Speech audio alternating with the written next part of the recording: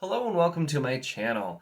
I wanted to do this video. This was originally inspired when I did the Farseer video with the special edition book. I wanted to show off my Barnes & Noble edition of Eye of the World. That one had gotten comments before and I showed it off a little in a bookshelf tour, but kind of taking a look at it. And I thought I can add a little more and show some of the other kind of different non-book Wheel of Time books that I have to look at as well. So without further ado, here we go.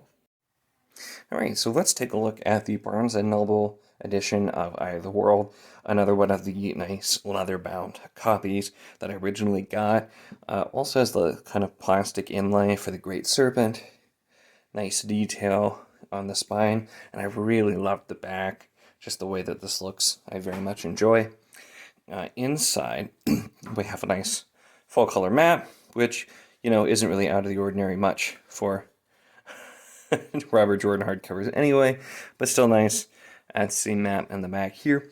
And we've got the gold gilt. This one's actually held up better than some that I had. I actually loaned this one out, and I've decided I no longer will because I almost didn't get it back.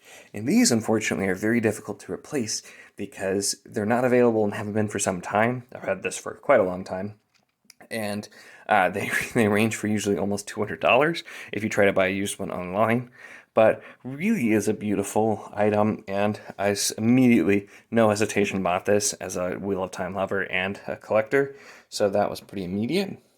And to add a little bit more content, I figured I'd also take a look at a couple of the other collectible Wheel of Time type items.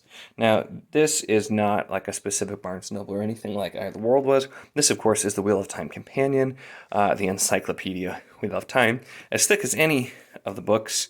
And this was something that I think many collectors probably would not feel the need to probably get. For me, I most certainly did. I bought this also right away. It's super helpful for rereads. For everybody who complains about all the different characters, you can look up literally any person, and this is legitimately an encyclopedia. It's got some additional maps. Here's a map of the last battle, for example, and all kinds of just different information. When you look up most of the places, you can find maps. Here's Malden, and so it's just a great thing if you're one of the readers who is going to be reading the Wheel of Time too many times like I have. It's fantastic. It's also really great if you have people reading through the first time and they bring something up and you can't fully remember. You can look it up pretty quick. Literally, somebody asked me about an event that happened at a specific inn, and I looked up the inn and it had an entry in the companion, because of course it did. And then lastly, I wanted to take a look because it came to my attention, a lot of people aren't familiar with this, but this is the World of Robert Jordan's Wheel of Time, and this actually has been out for quite some time, before the series was even finished, and this is kind of a look at a history as if written by an in-world individual, is the interesting thing here. So there's actually not everything in this book is necessarily even accurate, because it's all surmised based on what somebody might know. But there are all kinds of beautiful maps and art in here. There's also some not so beautiful art in here as well. There's Lanfear, that's not too bad, but here's Ordeath, and that one just makes me laugh. A little bit cheesy. Here, there's a Trolloc. There's a drag car. We got all kinds of stuff in here. The full pictures of the book covers, which when you can actually just see the whole thing, I know you can see them on the covers, but you really do, I feel like, get more looking at these just beautiful full page covers. I know a lot of people don't care for the Darrell K. Sweet covers. I don't understand it. See, here's the last one, and that's Crown of Swords. So I think they probably read around the time that this came out, but there's really a lot here. And anyway, I love Darrell K. Sweet. I don't know if he did these pictures because, like I said, most of the other pictures are not great. There's, there's Tom Maryland. But this, once again, it really goes over people, places, and has a lot of information.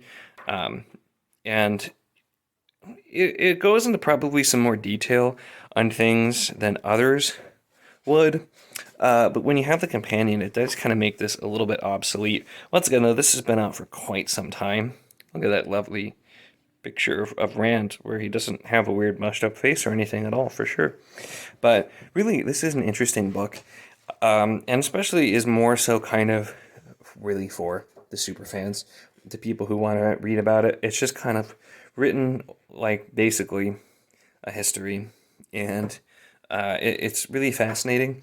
This was something that originally I looked up because I, of course, could not get enough of the Wheel of Time.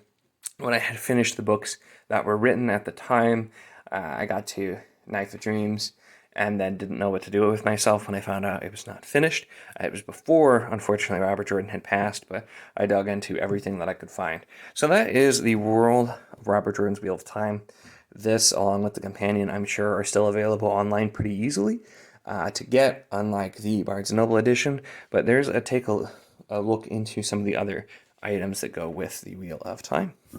All right, so that was me looking at those different Wheel of Time books. Don't forget to give this video a like if you enjoyed it. Leave a comment down below. Let me know if you've had these, if you read them. If so, what's the favorite bit of information you got from the encyclopedia or the Big White Book? That'd be interesting to hear. And of course, don't forget to subscribe if you'd like to see more of my content.